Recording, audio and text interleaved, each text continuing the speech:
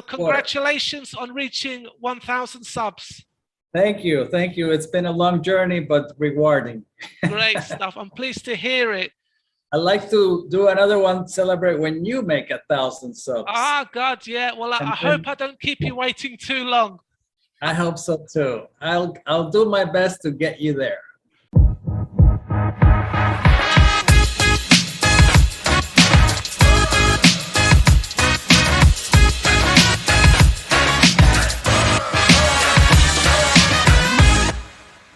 Oh, I appreciate that. I appreciate that. Right. So basically, what I said, we've got 3 questions here, and yes. I thought, you know, we'd do the 3 questions and see what we come up with. It's nicer when we can agree on things, and I suspect that we probably will agree on a lot of things, which may be good for us, but I'm not sure how good it will be for the people watching. But anyway, let's go for it. So the first question is how do you prepare for a market crash? Now, if I may start, I'll tell you what I think, and then, you know, obviously, you know, you can give me your ideas. I think the problem we have here is at some point, I think interest rates will go up. Okay. Now, if that happens, then if I was a young person or a person with a lot of credit cards, I think the first thing I would probably want to do is get rid of my credit cards, or at least reduce them as soon as I can, because that is going to be a big problem for me. Yes. The second thing I think I'd be worried about is possibly maybe even losing my job. Now, that might not happen, but obviously if that did happen, I'd want to build up an emergency fund so that if obviously I'm out of work, then I could keep myself going. And thirdly, I'd probably want to diversify a bit. So obviously if there's a stock market crash, then my shares won't be worth much, but I might want to be looking at other income streams just to keep me going. So those are my thoughts about, you know, how I would deal with that situation. So can I ask you, have you got any more ideas, or what are your thoughts? Absolutely. There is nothing to do to prepare for a market crash because nobody knows when it's going to happen. No. I would say if you're an average investor, you know, you have your 401k, you're putting money there every month. Put it in the stock market, in the index fund every month, and it's going to grow over time. In any particular year, there could be some volatility like we had in 2020, but you saw the market ended higher at the end of the year in December, even though it was down 30% in March. So in the long term, I think it's a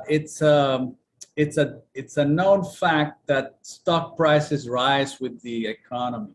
Yeah. In the short term, anything can happen. But if you're an investor that puts $100 or $200 every month in your 401k, just continue to invest. If the market goes down, you're buying cheaper, and eventually it will recover. If you are a portfolio manager handling millions of dollars in stocks, then obviously you should keep a portion of that in cash, like say 10%. And you could get some yield on that 10% by writing some calls against your portfolio, or writing some cash secure puts, and be prepared for, you know, any market crash, if you want to use that term. Sure. A bear market of 20% or more has been shown to be a good entry point into stocks. It gives you the ability to buy more at a lower price. So certainly, if you're retired and you depend on your investments to supplement your living expenses, then certainly after retirement you should have, say, you know, 80% in stocks and maybe 20% in fixed income, which will give you the ability to cover, if you're withdrawing 4% per year. Sure. That 4% times 5, it will give you that 20%. You could last 5 years without touching your stocks and giving them a chance to recover during those 5 years. So obviously, it depends on the particular circumstances Sure. of the investor, but obviously you need to have emergency reserves and everything that you said is I agree with it 100%. But the point I want to make is that nobody can predict when a next crash is coming. So well, no, I mean the thing is, we've been hearing about this crash for the last 6 months or even longer, and who knows how long we're going to have to wait if it happens. So great. So I think that's a great answer. So I think we've kind of covered that. So next question is, what is the future of the US dollar, and does it have a future? Now, the thing that concerns me is, I know obviously when the previous government was in power, obviously the president's, he spent a lot of money on helping the rich people, lots of tax cuts.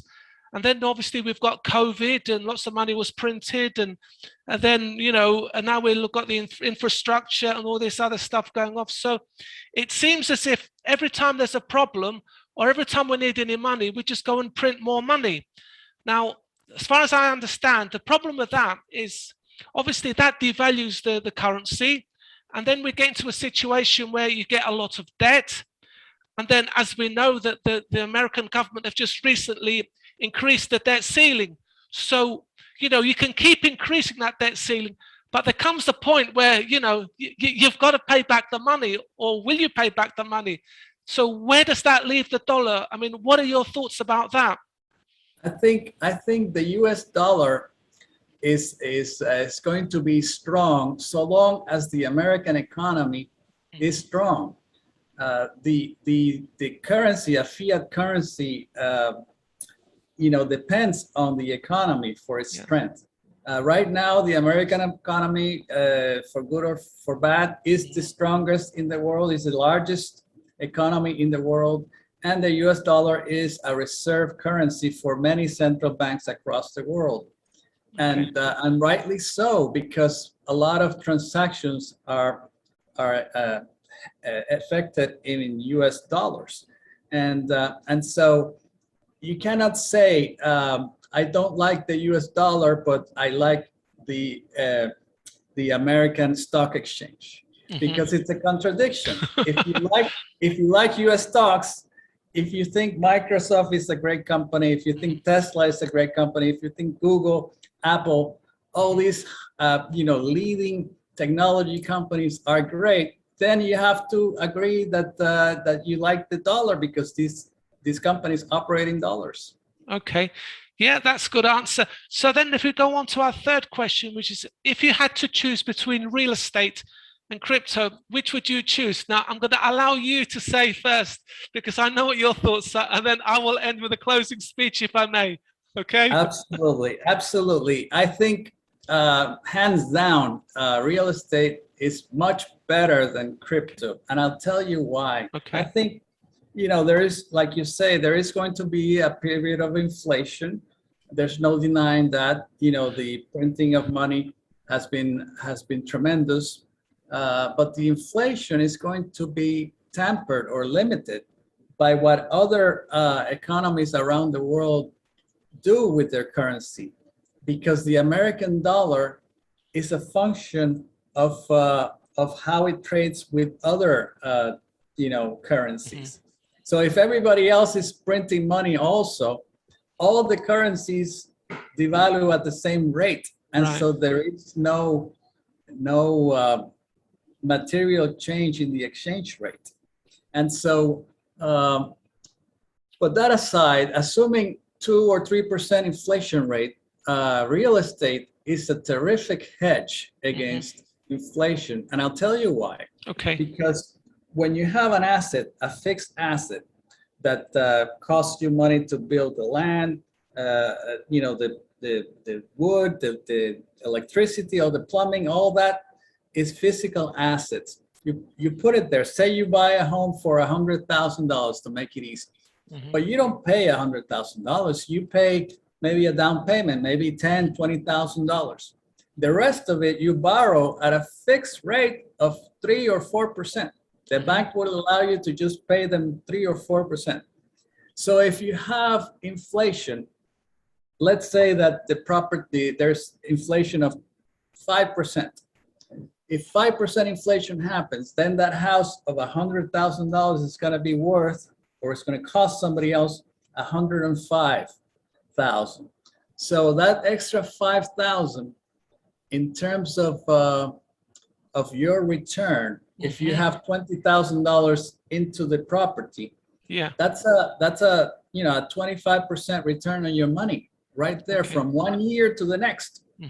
So that's why real estate is a big hedge, because even though it keeps pace with inflation, since you have leverage on it, you make a return on your money, which is unlike what you can do with the stock market. In the stock market, you cannot have as much leverage, but stocks are also known to be long-term hedges against inflation.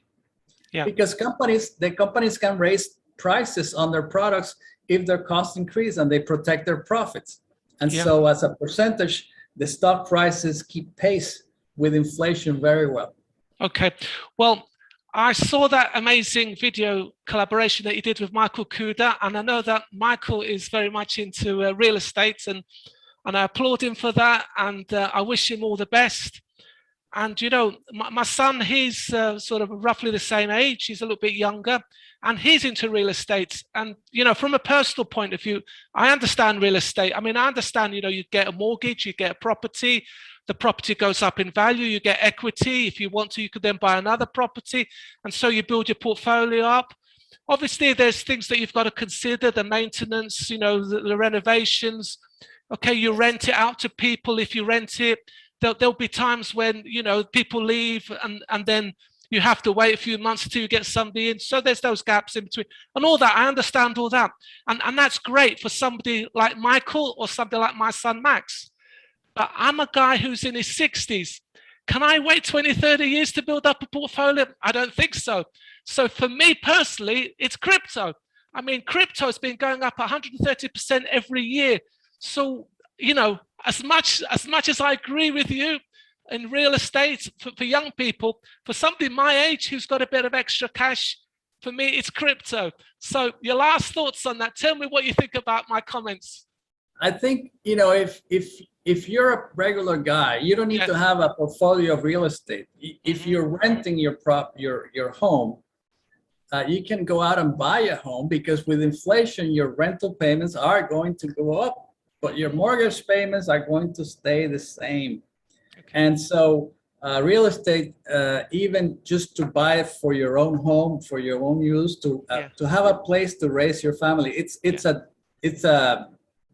a terrific deal for anybody.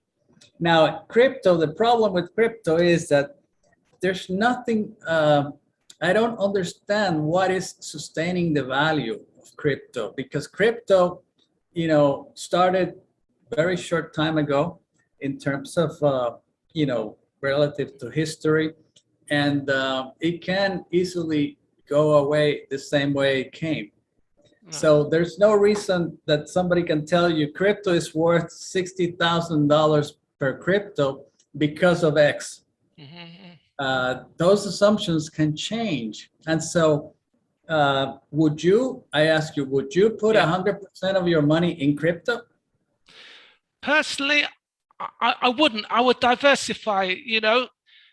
But if you take somebody like Michael Saylor, who is in charge of MicroStrategy, not only has he put 100% of his money into crypto, but he's also taken out loans, because with the interest being so low, he knows that he could actually make more money by buying Bitcoin. But I think that will probably have to wait for another video, because that's a story in itself. But what I would say to you is, you know, as I said before, we are moving into the digital world. Cryptocurrency is internet money.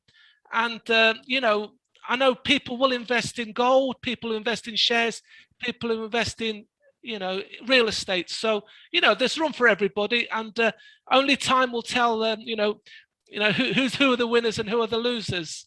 So on that note, Guillem, I want to thank you for a very interesting and good video. You never let me down. We always have a good conversation. So thank you. You're welcome. I'm glad you had me, Steve, and I Yeah. look forward to continue our debate on Bitcoin. Right.